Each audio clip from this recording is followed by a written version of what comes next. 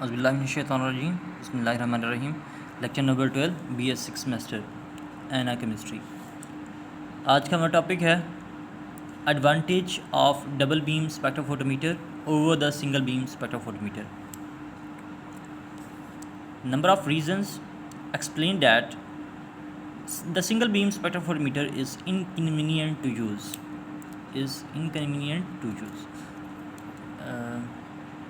यहाँ पे सिर्फ दो रीज़न लिखी गई हैं। सबसे पहले ये है कि सिंगल बीम स्पेक्ट्रोफोटोमीटर के अंदर सैंपल सेल सिर्फ एक ही है, जिसके अंदर हम एक मरतबा सैंपल को ऐड करते हैं और उसके अंदर उसकी अब्जॉर्बेंस हम चेक कर लेते हैं by passing the lights through sample.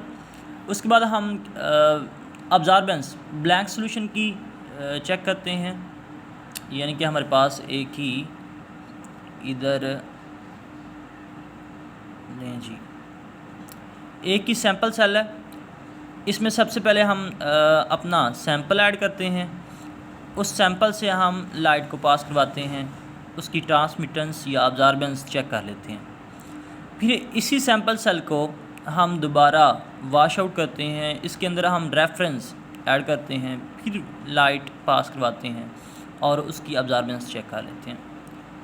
यानी कि ये दो मरतबा हमें काम करना पड़ता है, एक मरतबा सैंपल के लिए, एक मरतबा हमारे पास किसको ब्लैंक सॉल्यूशन को चेक करना पड़ता है। इसी वजह से यहाँ पे लिखा है sample and the blank solutions must be placed alternatively in the light path.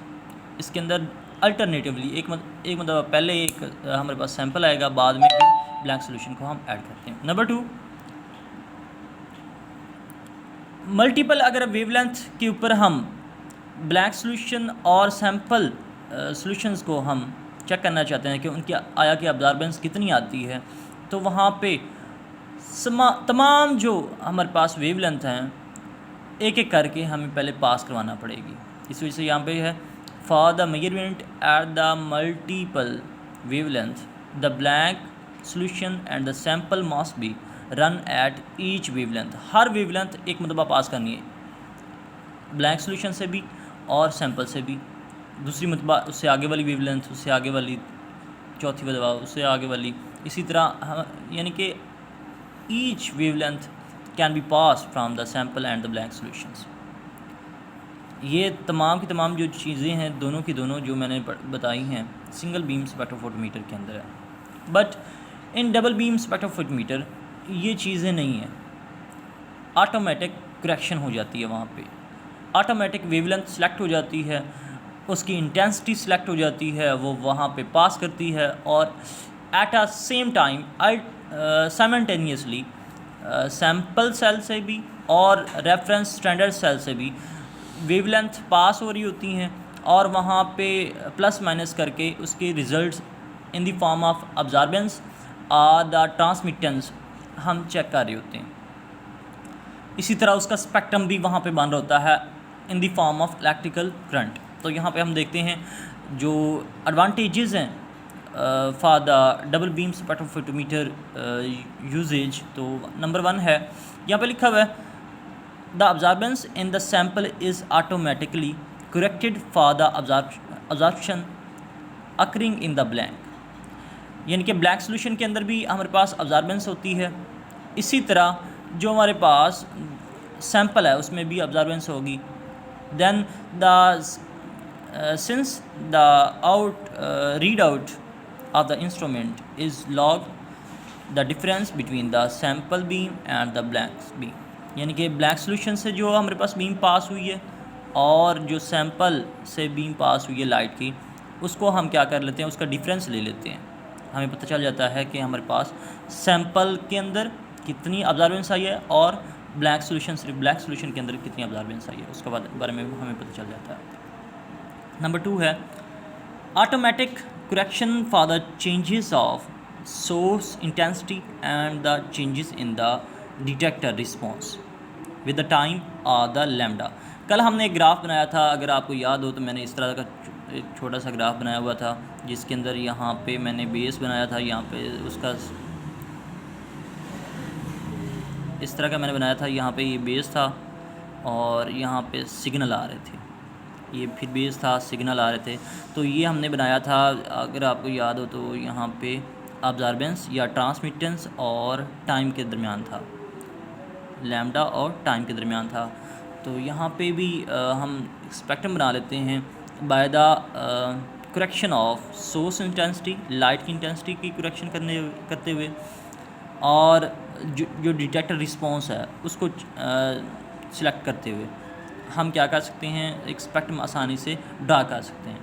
Easily spectrum double beam spectrophotometer के अंदर बनता है और मेजरमेंट हमारे पास ईज़िली हो जाती हैं।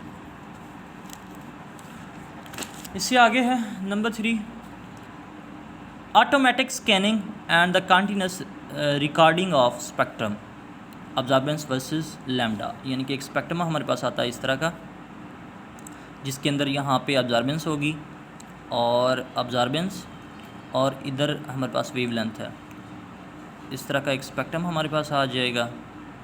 नहीं जी, तो ये हमारे पास कंटिन्यूस स्पेक्ट्रम को कंटिन्यूस रिकॉर्डिंग हम कर सकते हैं by the scanning, automatic scanning.